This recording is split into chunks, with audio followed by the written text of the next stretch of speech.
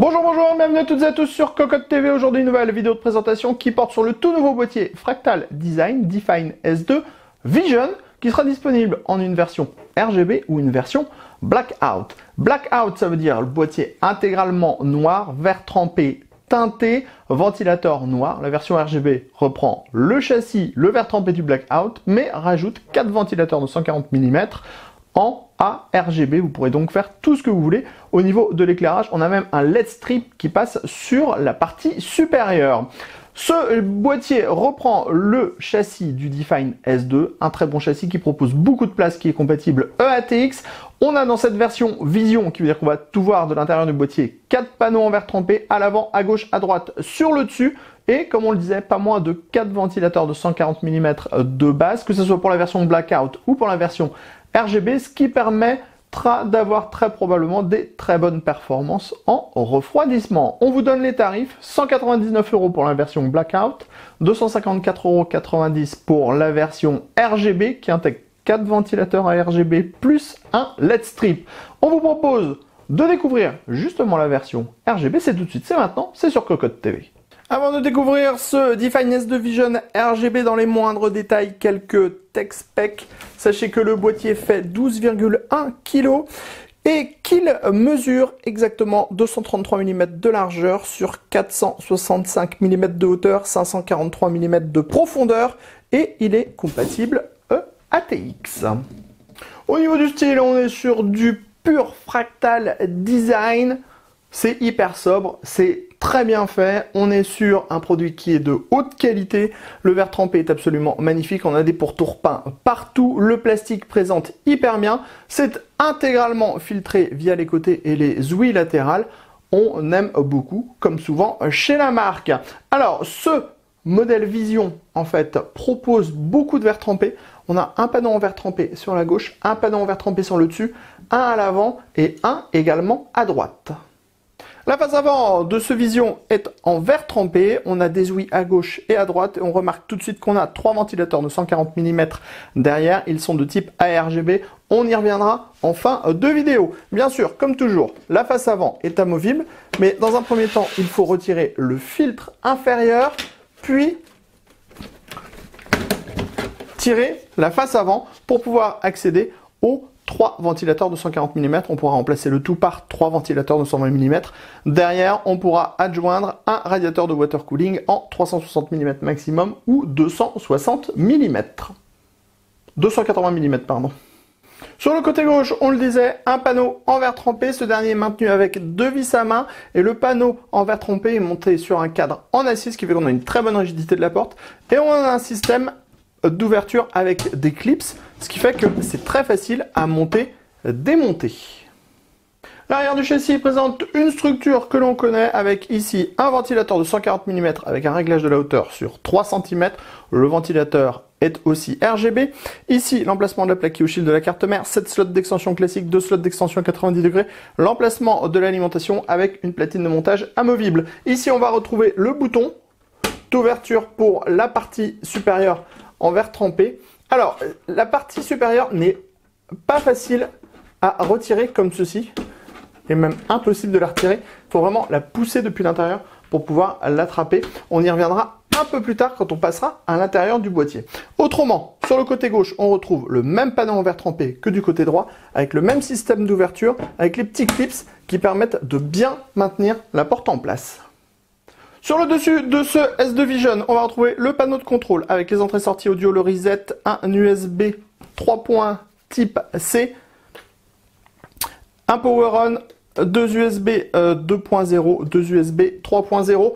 Ensuite, on va voir ce panneau en verre trempé qui est amovible, que l'on pourra remplacer par ce panneau filtré qui permettra au boîtier de plus respirer. Et en dessous, on pourra monter cette grille qui permettra de mettre 3 ventilateurs de 120 mm, 3 ventilateurs de 140 mm ou alors du radiateur de water cooling en 280 ou 360 mm. On termine sous le Vision, comme toujours, 4 pieds type IFI chromé avec des rubbers en caoutchouc, le grand filtre amovible sous l'alimentation qui se retire par l'avant et enfin sous se cache l'emplacement de l'alimentation et 2 emplacements en 120 mm qui permettront de mettre du radiateur de water cooling en 240 mm maximum dans la partie basse. 2 fois 120 mm ou 2 fois 140 mm pour les ventilateurs, 240 mm maximum pour le radiateur.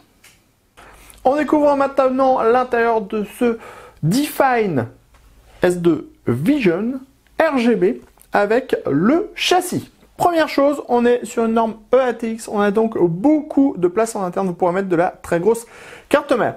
On a des passages dans le haut, des passages sur le côté, des passages dans le bas dans le cache alimentation. À chaque fois, on retrouve des caches en caoutchouc sur les plus gros passages. On a aussi ici un large accès backplate.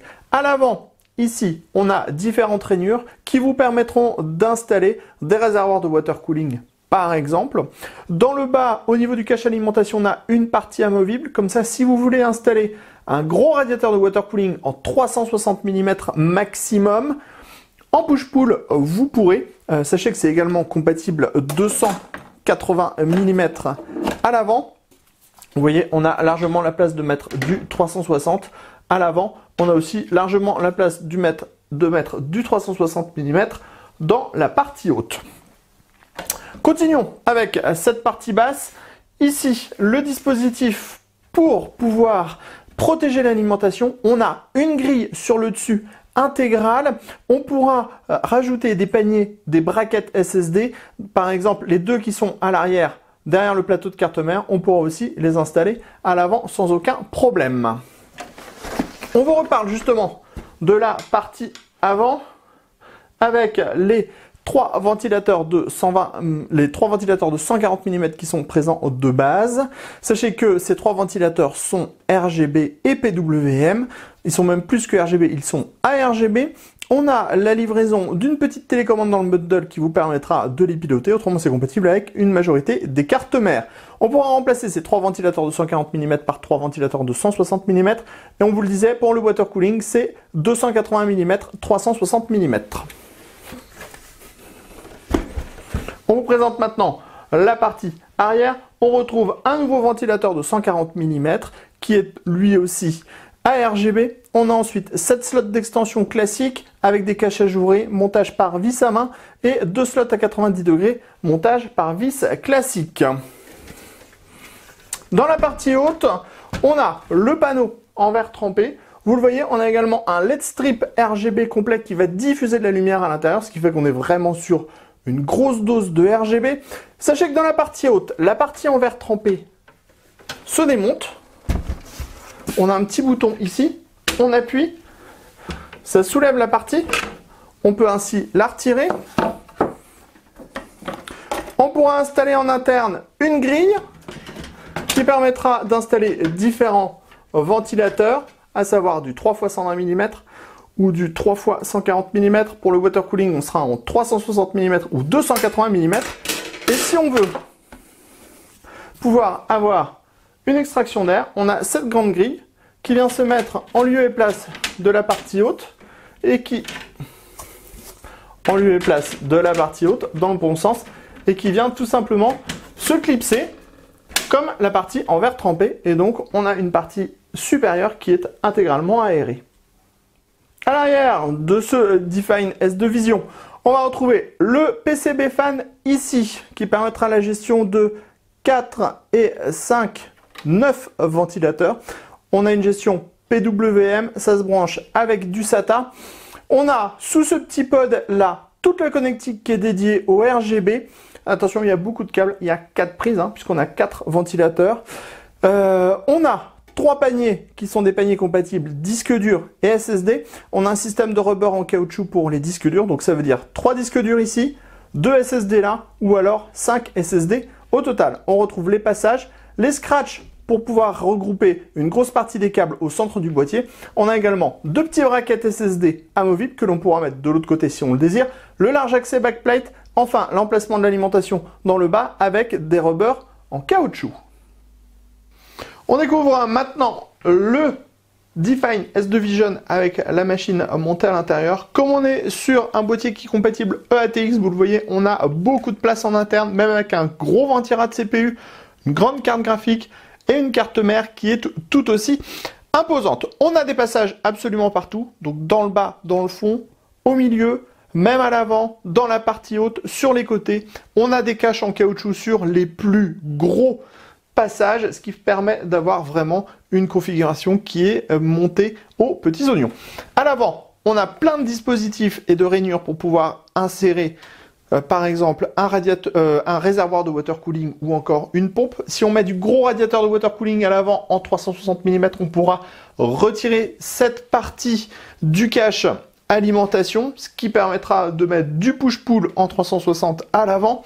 Bien sûr, le cache alimentation, il est aéré sur le dessus, donc si vous avez une alimentation qui est de type passive ou que vous voulez mettre votre ventilateur sur le dessus, ça fonctionnera aussi.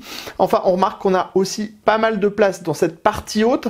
On a pas loin de 6 cm de disponible, donc là aussi on pourra mettre du gros radiateur de water cooling si on se passe de la partie supérieure en verre trempé et qu'on la remplace par les vents filtrés et qu'on installe la grille prévue à cet effet.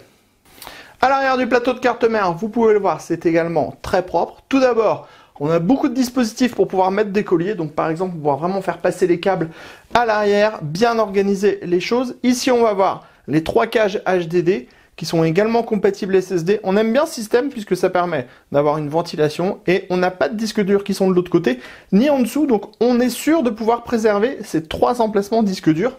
On a 2 emplacements SSD additionnels. On pourra mettre les plateaux SSD si on le veut au-dessus du cache alimentation. Donc ça laisse des bonnes possibilités.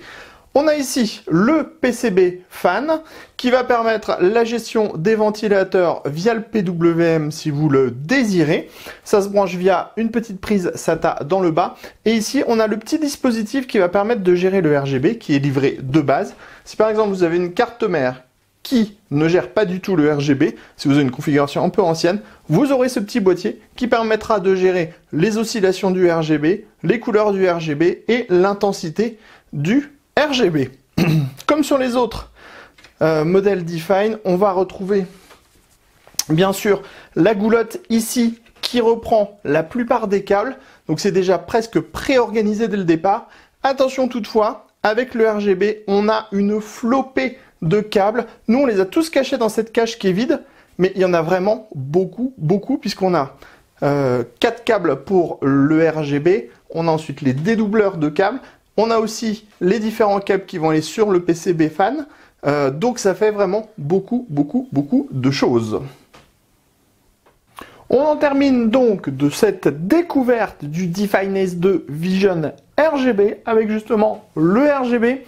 On a donc pas moins de 4 ventilateurs RGB en 140 mm de base. On est sur du ARGB. On pourra donc en faire absolument ce qu'on veut.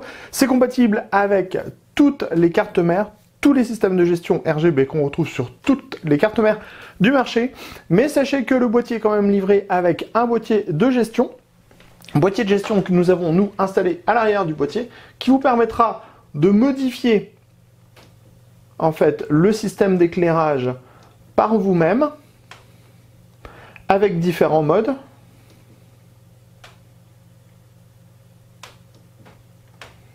Vous voyez, on appuie sur le bouton.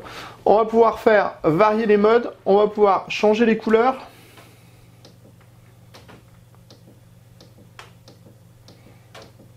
Il y a vraiment beaucoup de possibilités.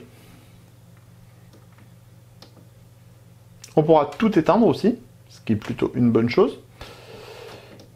Donc mode classique. Et ensuite, on pourra aussi faire varier l'intensité en fait de l'éclairage selon différents modes, comme vous pouvez le voir.